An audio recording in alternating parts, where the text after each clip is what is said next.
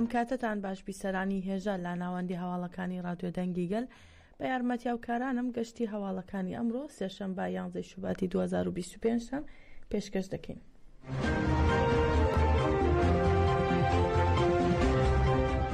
فڕۆکەیەکی بێفڕۆکەوانی دەوڵەتی داگیرکەری تورک باکووری بەنداوی تەشرینی لا باشووری کۆبانی بردومان کرد. جارێکی تر فڕۆکەیەکی بێفڕۆکەوانی دەوڵەتی تورک باکووری بەنداوی تەشرینی بردومان کرد کە ماوەی 33 ڕۆژە ئێشکگیری بەرخۆدانی گەل تیایدا بەردەوامە.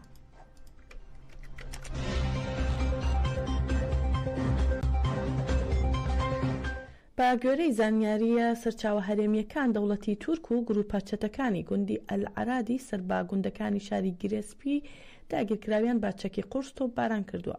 هەروەها ئاژانسی هەواڵی هاوار نیوز بڵاوی کردوێتەوە دەوڵەتی تورک و گروپە چەتەکانی گوندی سەفاویەی ڕۆژهەڵاتی شاری عین عیسایان با چەکی قورس تۆپباران کردووە. تا ئێستا لەبارەی زەرەر و زیانەکانی تۆپبارانەکانەوە زانیاریەک لەبەردەستان نییە.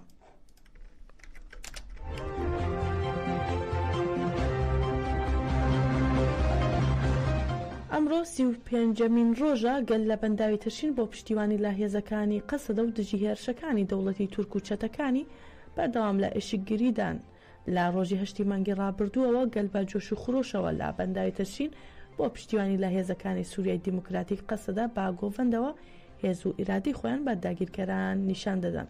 لەگەڵ بەرخۆدانی گەلدا دەوڵەتی تورک و چەتەکانی بردومانی بەردەوامی هاوڵاتیانی مەدەنی لەسەر بەنداوی تەشرین دەکات و بەپێ ئامارەکانی دەستی تەندروستی ئیدارەی خۆبەڕێوەبەری باکوور و ڕۆژهەڵاتی سووریا لە 34 ڕۆژی ڕابردوودا باهۆی هێرشەکانی دەوڵەتی تورک و چەتەکانی 24 هاوڵاتی مەدەنی شەهید بوون و 221 هاوڵاتیش بریندار بوون.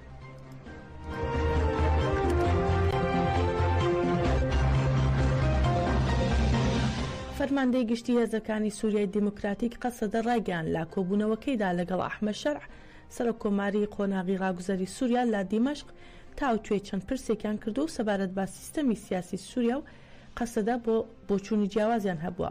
مەزلوم عەبدی لەبارەی دیدارەکەی لەگەڵ ئەحمەد شەرع دەڵێت لە پرسە گشتیەکاندا بۆچوونمان وەکو یەک بوو، ئێمەش دەمانەوێت سووریا یەکپارچە بێت و لەگەڵ دابەشکردنی سووریادا نین. بەڵام سەبارەت بە سیستەمی سیاسی سووریا بۆچوونمان جیاواز بوو، ئێمە دەمانەوێت سووریا لا مەرکەزی بێت، بەڵام ئەحمەد شەرع سووریایەکی مەرکەزی دەوێت.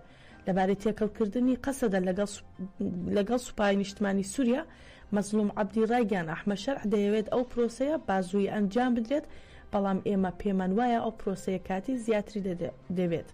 هەروەها مەزلوم عەبدی ئاماژەی بەوەش کرد ئێستا هەماهەنگی ئەمنی لە نێوان هەردوو لاماندا هەیە بۆ ڕێگریکردن لە دروستبوونی شەڕ. ئەمریکا و فەڕەنسا و چەند وڵاتێکی دیکەش نێوانگیری لە نێوان ئێمە و دەسەڵاتی نوێی سووریادا دەکەن.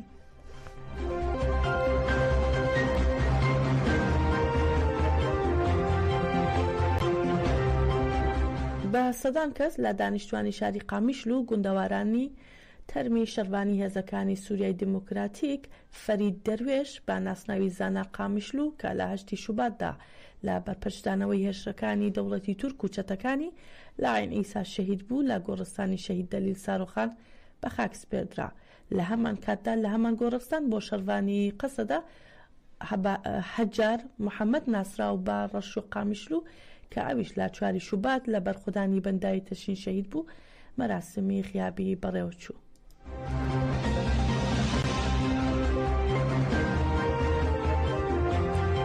لە چوارچێوەی بەشداربوون لە ڕێپێوانی گەورەی ستراسبورگ لە دژی ساڵیادی پلانگەڕی نێونەتەوەی 15 شوبات ڕێپێوانی درێژ بۆ ئازادی ڕێبەرۆجەلان لا هێلبۆرنەوە بەرەو ستراسبورگ دەستی پێکرد. بەرنامەی ڕێپێوانەکە بەم جۆرەیە جێ ئاماژەیە لە تەواوی ڕێپێوانەکەدا لە شارە جیاوازەکاندا سمینار، مەراسمی یادکردنەوە و بەرنامەی گفتوگۆکردن ئەنجام دەدرێت.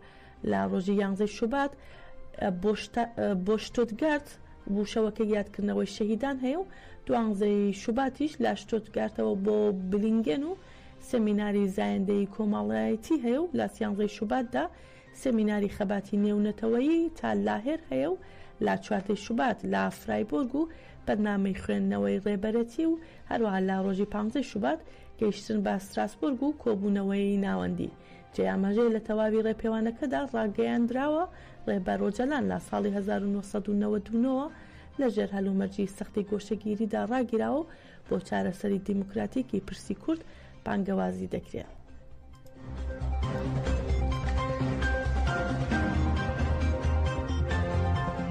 با مەبەستی ئازادی جەستەیی ڕێبەرۆجەلان لە ئەڵمانیا 115 کەس نامەیەکی هاوبەشیان بۆ کۆنسەی ئوروپا نارد لە چوارچێوەی ئەو کەمپاینەدا کە لەگەڵ نزیکبوونەوەی ساڵیادی پلانگەڕی نێونەتەوەی 15 شوباتدا لە هەموو جیهاندا دەستی پێکردووە. لە ئەڵمانیاوای 115 کەس لە ئاکادێمیسیان نووسەر وێنەکێش و پارێزەر پێکهاتوون لە چوارچێوەی هەڵمەتی ئازادی بۆ ڕێبەرۆجەلان چارەسەری بۆ پرسی کووردا نامەیەکی هاوبەشیان بۆ سکرتێری کۆمیتەی وەزیرانی کۆنسەی ئوروپا خافر بیتێل نارد. لە نامەکەدا سەرنجخراوەتە سەر بڕیارەکانی دادگاکانی مافەکانی مرۆڤی ئوروپا و کۆمیتەی وەزیران پەیوەست بە بەکارهێنانی مافی هیوا و داوای جێبەجێکردنی مافی هیوا بۆ ڕێبەرئۆجەلان کراوە.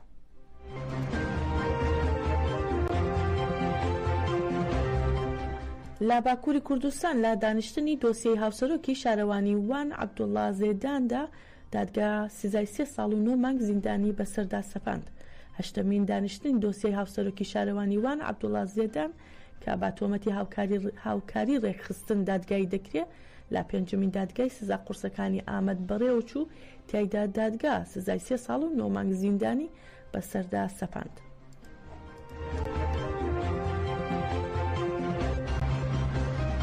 پۆلیسی دەوڵەتی داگیرکەری تورک هێرشی کردە سەر ڕێپێوانی تەفگەری ژنانی ئازاد کە بە دروشمی ژن بۆ ئازادی ڕێپێوەندەکان لەوان ئەنجام درا و 18 ژنیان بە ئەشکەنجەوە دەست بەسەر کردووە. بە سەدان ژن کە لە شەقامی هونەری کۆبوونەوە کاتێک ویستیان بە دروشم ڕێپێوان بکەن ڕوبەڕووی هێرشی پۆلیس بوونەوە و پۆلیس هێرشی کردە سەر ڕێپێوانکەران و 18 کەس بە ئەشکەنجەدانەوە دەست بەسەر کراون.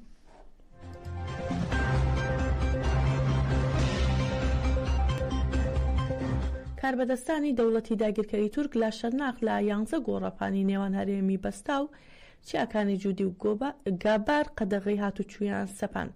پارێزگاری شەرناخ 11 گۆڕەپانی نێوان هەرێمەکانی بەستا و چیاکانی جوودی و گابار وەک ناوچێ ئەمنی کاتی ڕاگەاند و 15 ڕۆژ هاتوچوو تیایدا قەدەغە کراوە. ماوەیەکی زۆرە لەو هەرێمانەدا تاڵانی سروشت و ژینگە بەڕێو دەچێت.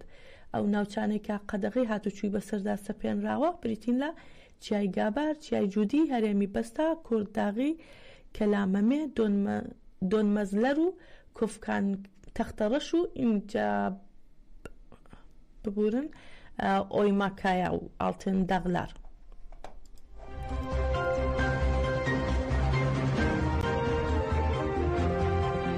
هەروەها لە ئەستەمبول لە دژی چەندین شارەوانی جەهەپا لێپرسینەوە دەست پێکرا.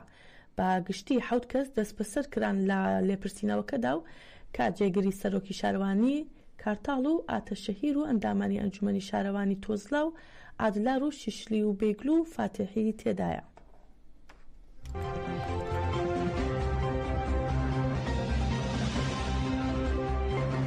عوسمان گوڵپی وتەبێژی خەیمەی مانگرتوانی سلێمانی و مامۆستایانی مانگرت و سەبارەت با لێدوانەکانی ئۆمید خۆشنا و پارێزگاری هەولێر و تۆمەتبارکردنی مانگرتوان لەلایەنیەوە دەڵێن ئۆمید خۆشنا و لە ئاسبەر پرسیارەتیدا نییە و خۆیان میوانی ڕەزاگرانن کە 33 ساڵە حکومڕانی دەکەن. دەبێت هەولێر لەدەست ئەو داگیرکەرانەدا ئازاد بکرێت و هەروەها سەرجەم ئەو تۆمەتانە ڕەت دەکەنەوە کە دەدرێتە پاڵ مانگرتوان. ئەمە پێمان وایە هەولێر شارێکی خۆشەویستی ئێمەیە و پایتەختمانە و دەرگایە بێ وڵا بێ لە بەردەم هەموو ناڕەزاییەک و دەنگێکی ڕاستەقینەیە. ئێمەش لە چوارچەوەی ئەوەی حکوومەت هەرێمی کوردستان بەرپرسە لەو دۆخە و نووسنگەی فەرمین UN لەوەیە و ویستمان دەنگی ناڕەزایی پشتیوانیە مانگرتوانە لەوێ بکەین، بەڵام بەداخەوە ڕێگریمان لێکرا و ڕێگریەکە تندوتیژی لێکەوتەوە و پێشەرکاری لێکەوتەوە. ئێمە نیگەران بوون بەو دۆخە. لە ڕاستی هەرێمی کوردستان هێزە چەکدارە کوردیەکان پابەندی هیچ یاسا و بنەمایەک نین و نابن، لەبەرەوەی ئێمانە هێزی منەظەم نین و شتێک نییە لا ئێمان پەیوەندیدار بێ بە مافی مرۆڤەوە و ئەوان هەموو کاریان بۆتە پاراستنی خۆیان و بەرپرسەکانیان، بۆیە زۆ هیچ بیان گرنگ نییە چۆن مامەڕە لەگەڵ خەڵکاکەم بەداخەوە. بەشێک لە ڕزگاربووانی ئەنفال لە هەڵەبجە سەبارەت بە پشتگوێ خستن و جێبەجێ نەکردنی داواکاریەکانیان لەلایەن حکوومەتی کاربەڕێکەری هەرێمی کوردستانەوە دەڵێن ئەو بەڵێنانەی حکوومەت ماوەی 33 ساڵە پێمان دەدات هەر قسەیە و هیچی دیکە نییە.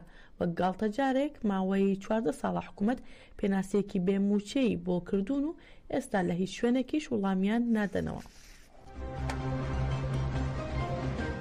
داوای ئەو تەمەنەکەن کە لەوێ لە دەبانەکان عرعرا جەماون بەمان بێنەوە بەڕاستی کەسوگامان زۆر لێ جەماوە بەڕاستی ئێمە هیچ ئەمە نەکردوین ئێمە وەجبەی 9 تا 15 چەند ساڵکە هەوێن بۆ کردوین بەس هەوێیە ئەوە لەگەڵ حتمی هەوێکانە من حەو مەحسومە گرتایە بەڕاستی ئێمە زۆر حکومەتی هەرێمی کوردستان و هەم عێراقیش زۆر خەمساتن بەرامبەر ڕزگاربوونی ئەنفال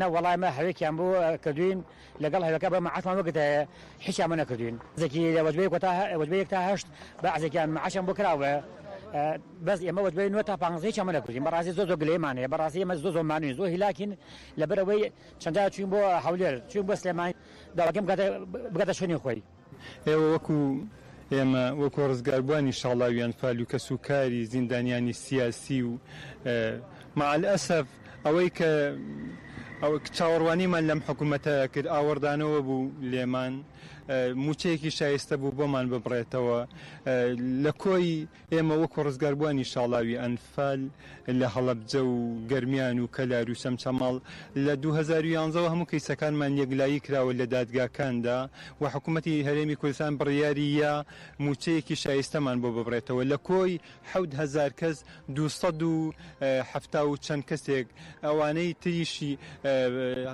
تەسلیمی قەدەرێکی نادیاری کردین هەوەکو چۆن گاڵتەجاڕیەک هەروەکو چۆن گاڵتەجاڕیەک لە 2011 پێناسێکمان بۆ کراوە ئەو هەرەوە پێناسەیە تا ئێستاش هەر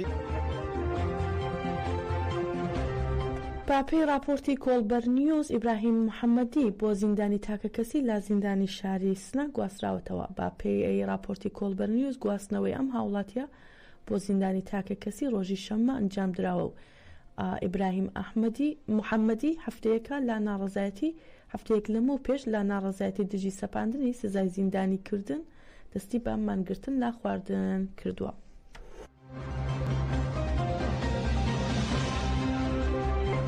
گەشتی هەواڵەکانمان پێشکەشکردن هەر شاد بن.